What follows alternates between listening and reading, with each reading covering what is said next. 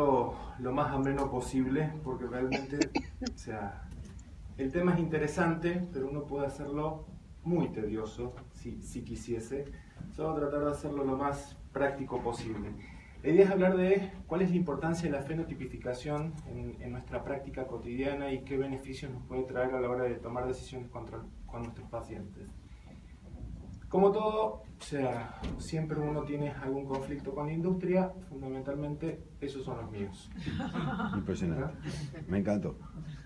Hablando de lo que se habló de asma hoy por hoy, uno sabe que el asma empezó siendo sencilla y cada vez viene complejizándose más, y que uno ya no la define más como una enfermedad, sino como un síndrome, y que cada asmático tiene características particulares e individuales que lo hacen prácticamente distinto a los demás.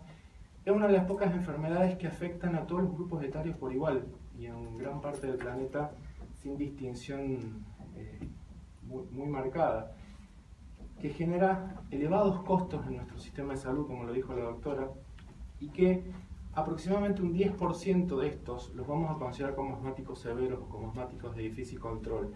Y esos son los que nos van a llevar a gran parte de nuestro trabajo médico, ¿tá?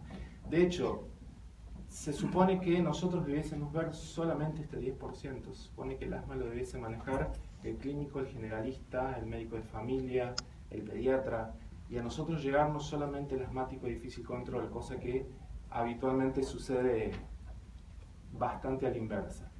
Y hoy por hoy nosotros elegimos cómo tratar a un paciente, o elegimos cómo definir el manejo de este paciente teniendo en cuenta dos cosas: el grado de severidad de la patología y el nivel de control de los síntomas. Y acá es el primer punto que por lo menos a mí me hace mucho ruido. Yo voy a definir cómo tratar a un paciente con un control que lo voy a definir en las últimas 4 semanas. Tomar el control de un paciente generado, esto es lo que vamos a definir en la primera consulta del paciente, y lo clasificaremos en función de la intensidad de su patología. Pero definiremos si el paciente está bien controlado o mal controlado, sola, pura y exclusivamente por las cuatro últimas semanas de tratamiento. Bueno, creo que en ese aspecto, a mi gusto, esto deja que desear del consenso GINA. Uno creo que debiese ampliar este margen para hablar si el paciente está bien controlado o mal controlado. Entonces, la primera pregunta que uno se va a hacer cuando tiene el paciente delante es: ¿mis pacientes son todos iguales? ¿Todos mis pacientes responden de la misma forma? Y obviamente la respuesta al unísono es no. O sea, todos nuestros pacientes son distintos, y van a ser distintos en muchos aspectos: en su manifestación clínica, en la severidad que estos tengan, en cómo van a responder al tratamiento que le instaure, en cuáles son las triggers que estos van a tener para desarrollar síntomas, cuándo empezaron, algunos de chicos, otros de grandes, más viejos, la edad, el asma en el adulto mayor es todo un tema, y mi lista de diagnósticos diferenciales se amplía groseramente. ¿Qué comorbilidades tienen?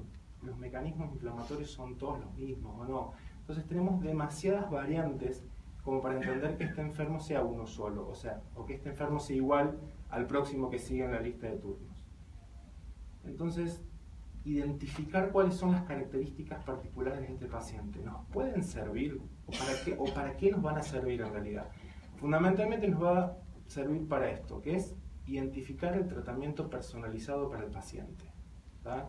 Cada vez más se habla esto de la medicina de precisión, y cada vez más se habla de la medicina personalizada, y uno se da cuenta que la práctica lo que menos tiene es personalización, porque cada vez los turnos son más cortos, los pacientes son más, las demandas son mayores. Yo no solamente lo tengo que tratar, lo tengo que educar, le tengo que explicar, tardo más tiempo. A ver, yo les cuento una anécdota. Nuestro hospital recientemente tuvo una visita de la Joint Commission para acreditar para de estándares de calidad. Una de las cosas que no podemos tener son muestras médicas en el hospital. La pregunta es: ¿cómo le enseño a un paciente asmático a usar dispositivos si no tengo dispositivos? Entonces, yo tardo muchas veces más en la consulta chequeando cómo se usa un dispositivo y enseñándole a lo que uno tarda muchas veces en interrogarlo. Entonces, poder orientar un tratamiento específico a un paciente es sumamente importante a la hora de, fundamentalmente, establecer el pronóstico y la viabilidad de estos pacientes. ¿Qué fenotipos podemos reconocer? Y acá es donde empezamos con los problemas de definiciones y que no nos ponemos de acuerdo en las cosas que decimos. Tanto GINA como la guía británica, como la guía argentina, como GEMA, ninguna se pone de acuerdo en la definición de qué fenotipos tenemos que buscar en los asmáticos. Con los EPOC eso lo tenemos un poquito más aceitado, y hasta el mismo descriptor de esto que fue Agusti dijo que después los fenotipos no sirven y hay que sacarlos del medio, así que se dijo y se desdijo en 3 años de diferencia. Y acá pasa lo mismo. A ver, no existe una forma estandarizada de poder fenotipificar a nuestros pacientes. Entonces, uno tiene que tener en cuenta todo este tipo de cosas. La edad de comienzo del paciente, los síntomas, el grado de exacerbación o los eventos de exacerbación, el grado de obstrucción bronquial, si estos pacientes tienen qué tipo de inflamación predominante, si es TH2 dependiente o TH2 o TH1 en su defecto, la otra alternativa. Y esto nos va a dar varios fenotipos distintos que uno definirá a la hora de tener que tratarlos. Esto es lo que propone GEMA en su última publicación, y los divide en 3 grupos de fenotipos: los clínicos o relacionados con su cuestión fisiológica, los relacionados a los desencadenantes y según su tipo de inflamación. Y uno ve que acá puede meter grandes cosas. Fíjense que acá no está el ACOS en ninguna de esta parte, porque ellos lo manejan como una entidad abstracta. Van a hablar de ACOS hoy, sí que no lo puse dentro de la presentación justamente para no hacer overlap con esto, pero el ACOS por un lado viene adquiriendo identidad propia y por otro lado está tendiendo a desaparecer. Nadie se pone de acuerdo cuál va a ser el destino de ACOS. Pero vemos otras publicaciones donde pone casi los mismos, pero organizados de otra forma o catalogados de otra forma. Uno ve que empiezan a hacer cruces. A ver, yo no puedo tener un solo paciente con una sola característica. Veo que estos pacientes intercambian características o comparten características o sea, no se los puede identificar pura y exclusivamente en un grupo, hasta el punto que cuando se los dividió por clúster, estos son los resultados del estudio SARP, que juntó todos los asmáticos severos y los clasificó en función de clúster de características, vio que en estos 5 grupos había una prevalencia alta en el grupo inicial, pero que los grupos subsiguientes compartían algunas características de esto. Entonces es muy difícil cuando uno tiene que tomar una decisión sobre algo o sobre un aspecto individual en algo que puede ser tan variable. Conclusión: ninguna de las guías recomienda o lo puede poner como una realidad el hecho de tener que fenotipificar a los pacientes cuando están estables, cuando son leves o moderados o cuando responden al tratamiento. Entonces la pregunta es, ¿qué hacemos? O sea, termino la charla acá, no sirve, muchas gracias, hasta luego. No, perdón, que no tengo que apretar. Los pacientes con asma severo son, en realidad, diría que casi el único grupo que se va a beneficiar de poder optimizar o poder definir su fenotipificación. Y esto hoy por hoy tuvo un gran empuje en función de la nueva ola de tratamientos que viene para el asma. Y desde la aparición de los biológicos y con el estudio de los biológicos se abrió todo un nuevo campo en cuanto a identificar las características de esta población. Esto es lo que presenta Gina en su planteo de asma severa, o sea, organizar el tratamiento por fenotipos en este grupo de pacientes, y esto es lo que plantea GEMA también para organizar el tratamiento en función de los fenotipos de los pacientes, siempre en el contexto de asma severa. ¿Cómo vamos a entender esto de los modos inflamatorios que estos pacientes tienen? Y acá tenemos demasiados gráficos, ustedes los habrán visto por 10 millones de publicaciones. Yo tomé 2 que me parecieron muy prácticos a la hora de tratar de entenderlos. Y es donde uno junta el volumen de síntomas que uno tiene con el grado de inflamación que uno tiene. Y uno tiene lo que nosotros llamamos enfermedad concordante, a mayor inflamación, mayores síntomas, y son estos pacientes que normalmente tienen enfermedad tópica de inicio precoz y que donde no hay mucha duda en eso. Pero sí tenemos pacientes que tienen elevado volumen de síntomas con una inflamación eosinofílica muy baja, y estos son los neutrofílicos, el pangranulocíticos, y donde nos dan nuestros buenos dolores de cabeza, pues son resistentes a corticoides. Hay pacientes donde realmente no hay que darles para que arranquen, o estos pacientes que tienen una gran inflamación, que tienen mucho componente eosinofílico, tienen hiper IgE por las nubes, que tienen eosinofilia por las nubes, pero con un volumen de síntomas no tan altos de asma, pero con un montón de otras manifestaciones atópicas predominantemente. Y este ya lo complica lo complejiza un poquito más, porque no solamente me pone la edad de inicio, los síntomas, habla del patrimonio genético y habla de la obstrucción, ¿tá? Y nos divide el cuadrante en dos, en los que son predominantemente TH2 o esta variante de inflamación donde se gatilla la producción de aumento de producción de eosinófilos, interleuquina 4, 5, 13, y todos estos pacientes que realmente van para el otro lado y son los neutrofílicos. Y ellos proponen definir en el asma grave o en el asma de difícil control, en el asma grave no controlado, como son casi sinónimos, 4 fenotipos, y que tienen características muy particulares entre ellos.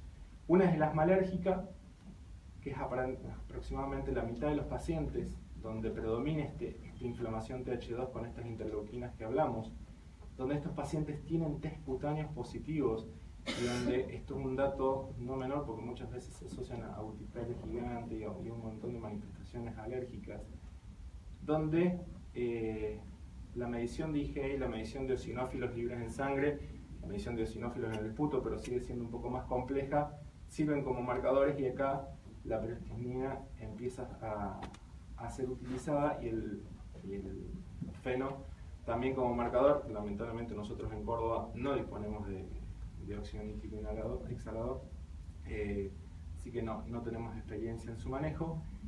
Estos pacientes normalmente responden a esteroides y son su primera línea de tratamiento, pero después omalizumab y tralokinumab son las alternativas terapéuticas. Nosotros hoy por hoy solamente tenemos omalizumab en el mercado, y que ya tiene muchos años de experiencia, y tenemos pacientes con esa droga y sabemos que los resultados son realmente muy buenos. Los pacientes con asma eosinofílica pero de inicio tardío son estos pacientes que tienen rinosinusitis crónica, que son adultos que no se diagnosticaron de asmáticos de chicos, que no tienen historia sibilante de niños, que se asocian a rinosinusitis crónica y a poliposis como manifestaciones alérgicas. Estos pacientes suelen ser también un dolor de cabeza, son resistentes a esteroides habitualmente, y la eosinofilia en sangre periférica y la interleuquina 5 elevada son los dos biomarcadores que uno utiliza como target para estos pacientes. Acá lo que uno opta como tratamiento muchas veces es agregar al esquema los antileucotrienos y el resto de los biológicos. No me quiero meter a hablar de eso porque sé que Ricardo tiene una charla justamente en función de los biológicos, y acá MEPO próximamente lo vamos a tener en el mercado. Benralizumab todavía lo tenemos en fase de ensayos clínicos, para asma ya se finalizó, se está probando en EPOC, y dupilumab, no sé si ustedes han hecho algo, Ricardo, acá, pero nosotros en Córdoba ni lo vimos siquiera, por lo menos no hemos tenido ensayos clínicos para esto. Los pacientes con asma y obesidad, que son todo un tema. No se olviden que hoy por hoy obesidad es la segunda causa de muerte prevenible luego de tabaquismo, y las mujeres asmáticas, los obesos asmáticos, son de muy difícil control, y acá pasa por una serie de mecanismos que realmente hoy por hoy todavía no se sabe cuáles son, no están muy bien definidos, pero sí se sabe que generan un tipo de paciente muy particular y muy difícil de tratar. Fundamentalmente esto está en relación a inmunoinflamación mediada por TNF-alfa, por interleuquina 6, por la leptina, que genera muchos cambios a nivel fisiológico en estos pacientes. Acá también se le dio un poco implicancia al déficit de vitamina D, que después cuando se lo llevó a la práctica y se lo investigó, realmente no nos dejó hacer nada en cuanto a tratamiento. Estos son pacientes que tienen poca eosinofilia, pacientes que veíamos en este grupo de los síntomas de muchos síntomas con inflamación eosinofílica baja. Y en estos pacientes no hay muchas alternativas de tratamiento. Se ha postulado la cirugía bariátrica como una alternativa de tratamiento para estos pacientes. Y acá entramos en el dilema de si su condición respiratoria me permite operarlo con relativa seguridad o su condición respiratoria termina siendo una contraindicación. Y bueno, tenemos este gran dilema en los pacientes que tienen que operarse y que tienen una sintomatología muy marcada con dificultad para su vida cotidiana. El otro grupo son los pacientes que fuman, fundamentalmente, los que tienen inflamación neutrofílica, los que empiezan a hacer overlap con el ACOS y no sabemos si son EPOC, si son que fumaron, si son asmáticos que fumaron, si son EPOC que tuvieron asma, y entramos a discriminar cuál de los dos es, si son los dos. Son pacientes que habitualmente tienen una remodelación fija, que ya su vía aérea no broncodilata formalmente, que tienen atrapamiento aéreo, que tienen todo lo que es inflamación mediada por TH1, interleuquina 17, el TNF-alfa, y en estos pacientes acitromicina ha demostrado ser efectiva a la hora del control de síntomas. En su contexto antiinflamatorio ha demostrado reducir la tasa de exacerbaciones en estos pacientes y poder optimizar un poco el uso disminuir fundamentalmente las exacerbaciones. Antileuquina 17, no hay nada en el mercado todavía, hay algunas cosas en estudio, pero es un grupo que también es bastante complejo de manejar. Hoy por hoy, como les decía, la llegada de los biológicos ha permitido ampliar el target de nuestros pacientes y nos ha permitido tratar de identificar mucho más las características de ellos a los fines de poder ofrecer un tratamiento específico. Sigue siendo difícil, sigue siendo de difícil acceso. No sé en la parte pública cómo estamos para acceder a biológicos. En la parte privada, en algunas obras sociales todavía tenemos nuestros chiporroteos. Asumo que en la parte pública también uno tiene que hacer un trabajo intenso para poder lograrlo. Esta es un poco la lista de los biológicos que están en DANS y que algunos ya están en el mercado con nosotros, más de lo mismo y hacia dónde apuntan. Y como para ir finalizando, no sé, creo que fui demasiado rápido con el tiempo. Vamos bien, vamos. ¿Está? Yo creo que los 4 o 5 mensajes que uno dejaría para llevar esta charla son los siguientes. Primero, que identificar las características individuales de nuestros pacientes nos permiten orientar el tratamiento al paciente que tengo adelante. Acá no existe la receta de la abuela, usted toma esto y se lo tiene que arreglar. O sea, uno tiene que adecuar el tratamiento al paciente y no el paciente adecuarse al tratamiento. Hoy por hoy no existe ninguna forma estandarizada para identificarlos. Yo creo que uno tiene que poner en práctica esta identificación clínica de cuáles son las características de nuestros pacientes y poder orientarnos hacia qué alternativas de tratamiento elegir, más allá de lo que está estandarizado por las guías en cuanto a los escalones de tratamiento. Los pacientes con asma severa son los pacientes que más se van a beneficiar de esto. ¿Por qué? Porque es en el grupo donde voy a utilizar biológicos y el grupo al cual apunta esto de la fenotipificación hoy por hoy como herramienta diagnóstica eficaz a la hora de elegir cuál es la mejor alternativa. O sea, hasta ahora tenemos solamente omalizumab en el mercado y era lo que teníamos. Nos permitía trabajar sobre un grupo de pacientes muy específicos que eran los que tenían IgE elevada y que tenían manifestaciones atípicas. Ahora el 30 se lanza MEPO en Córdoba, no sé acá en Buenos Aires si ya hicieron el lanzamiento, asumo que sí. Pero bueno, tendremos alguna alternativa más en el mercado y asumo que en no mucho tiempo ese horizonte se va a ampliar y está bueno que uno pueda tener alternativas para optar para los pacientes. En nuestro medio, MEIR-IgE y MEIR-eosinófilos libres, o sea, eosinofilia en sangre periférica, siguen siendo los dos marcadores más fáciles que tenemos de obtener. ¿Podemos medir interleuquina? Sí. hay un pequeño problema con los costos y no en todos lados se puede hacer. Se puede medir TNF-alfa también, pero se puede utilizar periostina, no sé, nosotros allá no sé acá en Córdoba, en Buenos Aires si eso lo pueden hacer, y o sea, feno nosotros allá no tenemos para hacer, o sea, no tenemos experiencia directamente en feno, así que no sé si acá ustedes lo utilizan como marcador de inflamación, pero no es algo que uno disponga a cotidiano para su práctica clínica. Entonces creo que eosinofilia en sangre periférica, la eosinofilia en esputo es muy buena, pero tiene una técnica engorrosa de hacer, y para que tenga realmente la validez que necesita tener, tiene que estar hecho con un método estandarizado, con gente sumamente entrenada, y que eso tampoco es reproducible en gran parte del país. Creo que hacer un citológico para contar eosinófilos lo puede hacer casi cualquiera. Y bueno, esto que hablábamos de los otros marcadores, y yo creo que esto continuará.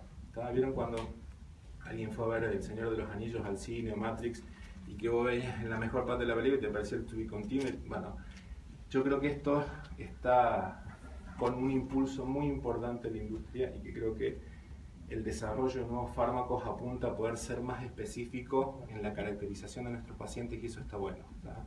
El progresar en este aspecto nos va a brindar y nos va a aumentar la farmacopedia. Creo que como los corticoides inhalados cambiaron la historia del asma, yo creo que los biológicos, cuando lo veamos de acá a 20 años, van a cambiar la historia. Es el segundo hito que va a cambiar la historia del asma.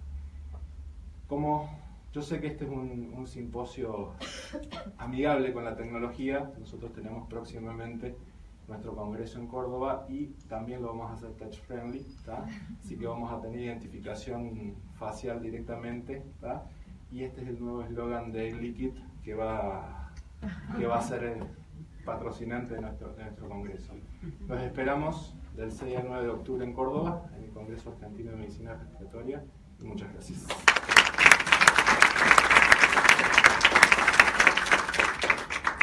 Bueno, muchas gracias, doctor Blua, por su presentación.